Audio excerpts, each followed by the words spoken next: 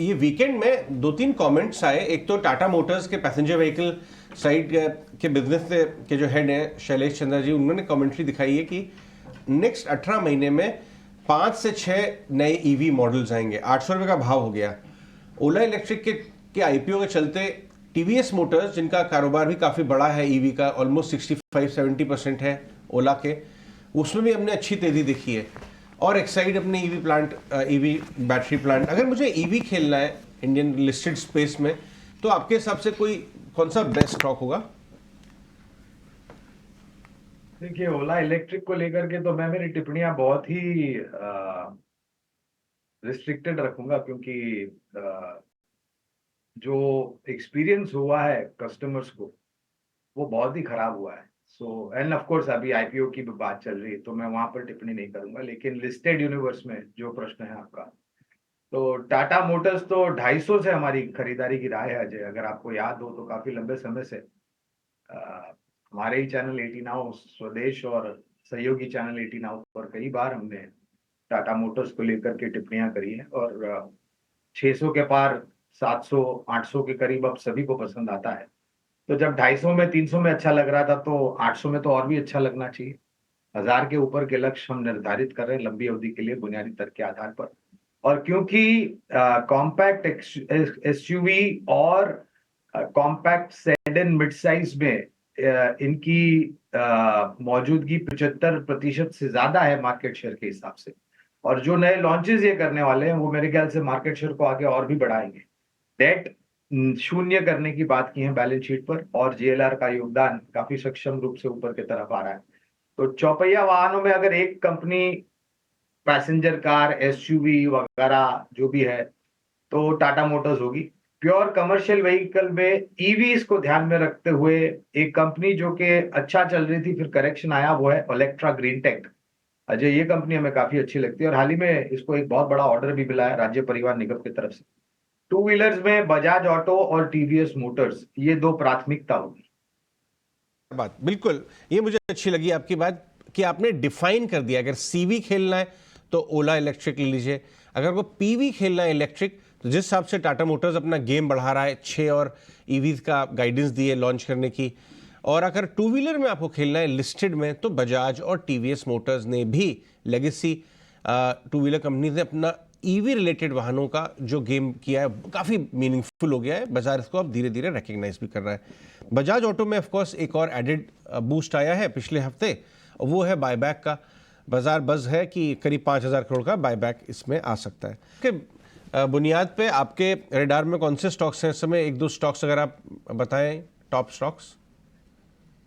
तो अजय, रक्षा क्षेत्र काफी अच्छा लगता है हमें और काफी लंबे समय अच्छा लग रहा है। ठीक है, पिछले साल मेरे ख्याल से अगस्त सितंबर के आसपास कुछ म्यूचुअल फंड्स की या बड़े निवेशकों की बिकवाली आई, इसलिए करेक्शन हुआ।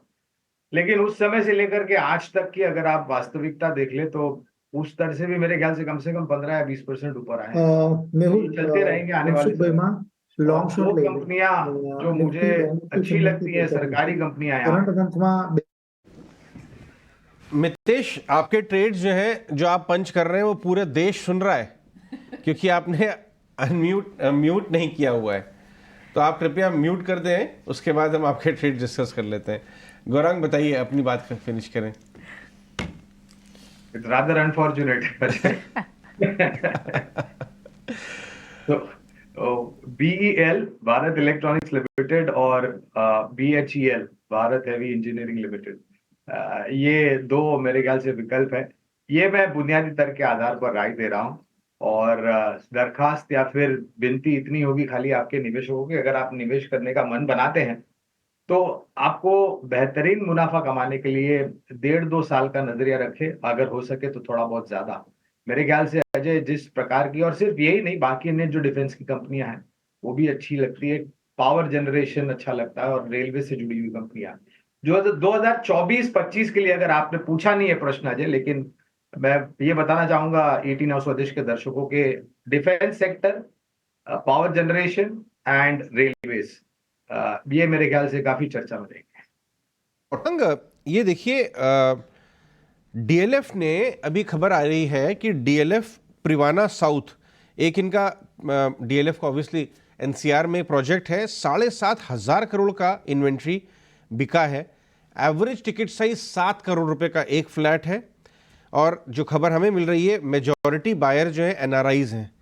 क्या ज़बरदस्त वॉल्यूम दिख रहा है। ये जो लग्जरी रियल एस्टेट है, इधर यहाँ ओबरॉय भी बोल रहा है कि 4 से 5 बेडरूम वालों की इन्वेंट्री हमारी खत्म हो चुकी है। ये लग्जरी रियल एस्टेट का जो वॉल्यूम अगर हमें प्ले करना है तो कौन सा टॉप बेट होगा आपके हिसाब से, डीएलएफ ले या कुछ और? तो अजय, मेरे ख्याल से ये दोबारा ऐसा हुआ है कि एनसीआर क्षेत्र में ये सेकेंड टाइम है, डीएलएफ आपने सही याद है। में अभी 6 महीने फिर पहले भी एक प्रोजेक्ट ऐसे ही लाइन लगा के लोगों ने माल खरीदा था। आप सही कह रहे हैं।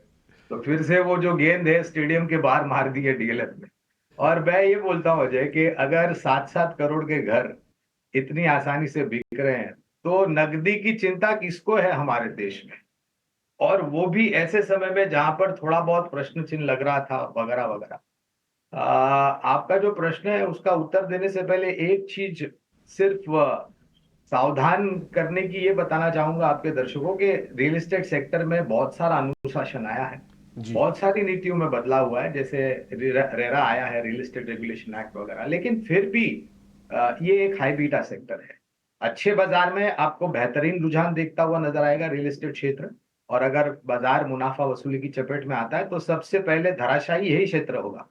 तो थोड़ा जोखम झेलने की क्षमता ऊपर के तरफ रखें, और अगर वो है आपके पास तो मेरे ख्याल से प्रेस्टीज एस्टेट्स, डीएलएफ जिसका हम अभी बातचीत कर रहे थे, जिक्र कर रहे थे, और एक और कंपनी गोदरेज प्रॉपर्टीज, जहां पर मुंबई में भी अगर आप देखने जाए अजय तो मुंबई में भी मेरे ख्याल से क्लस्टर रीडेवलपमेंट और पुरानी हाउसिंग सोसाइटीज जहां पर 6-6, 7-7, 10-10 बिल्डिंगें हुआ करती थी, वो रीडेवलपमेंट में गई है।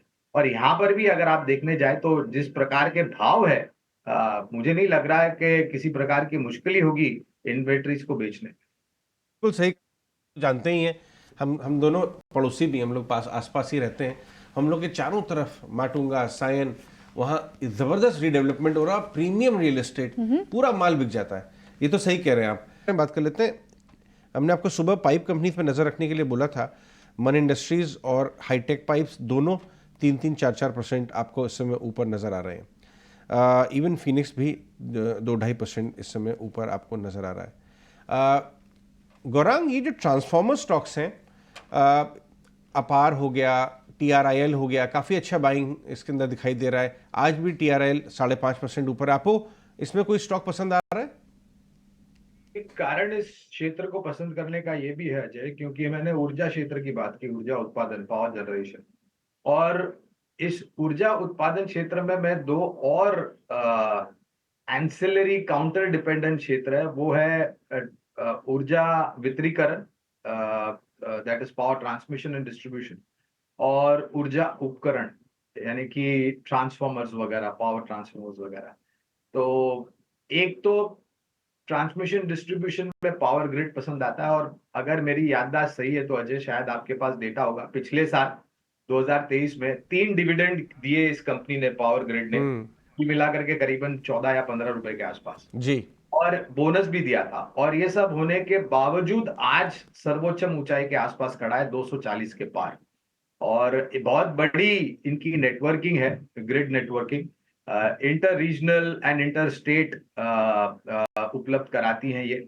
और जिस प्रकार से आने वाले 3 या 5 सालों में नई ऊर्जा उत्पादन क्षमता जुड़ेगी सूर्य से और वायु से, और हाइड्रो कन्वेंशनल जिसे हम कहते हैं, तो जाहिर है आपको इसकी जरूरत पड़ेगी, तो ये पसंद आती है। ट्रांसफॉर्मर्स एंड पावर इक्विपमेंट में जो एक मेरी आपने जो कंपनियों का नाम लिया वो तो सक्षम है ही, लेकिन कवरेज नहीं है, इसलिए विशेष रूप में खरीदारी की टिप्पणी नहीं कर सकता हूं। लेकिन एक और कंपनी है जो कि कैपिटल गुड्स इंजीनियरिंग से जुड़ी हुई है, मझौली कंपनी है, केईसी इंटरनेशनल। मेरे ख्याल से 650 के आसपास भाव होगा, पिछली बारी जब मेरी नजर पड़ी थी, मुझे ठीक से याद नहीं है, 600 के पार, तो 610 के आसपास ये है। ये कंपनी रेलवे में भी काम करती है, पावर ट्रांसमिशन डिस्ट्रीब्यूशन में भी काम करती है, इंजीनियरिंग कॉम्प्लेक्स टर्नकी प्रोजेक्ट्स भी बनाती है। और अब मुझे लग रहा है कि ये सब कंपनियों पर आपको ध्यान देना चाहिए, बशर्ते कि आपका नजरिया लंबी अवधि का।